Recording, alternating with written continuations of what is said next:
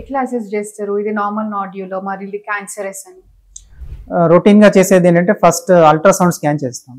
Ultrasound scan is చాలా మంచి investigation thyroid కి, is better than any ultra CT scan or MRI.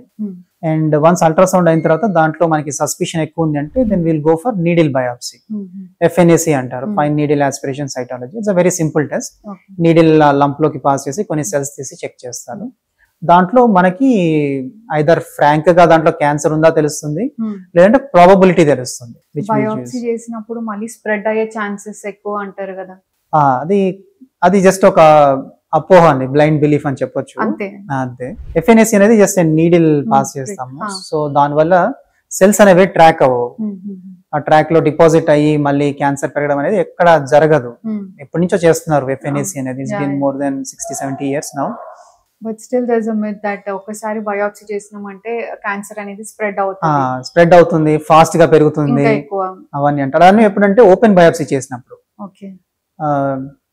Regular గా మామూలుగా మన టిష్యూ క్యాన్సర్ అనేది ఎక్కడ లోపల ఉంది అనుకోండి, మన నార్మల్ టిష్యూస్ అని ఓపెన్ చేసి మనం క్యాన్సర్ లోకి వెళ్ళి కట్ చేసి తీసినప్పుడు అవన్నీ ఆల్రెడీ ఓపెన్ చేస్తాం కాబట్టి దెన్ క్యాన్సర్ అనేది ఫాస్ట్ గా స్ప్రెడ్ అవుతుంది.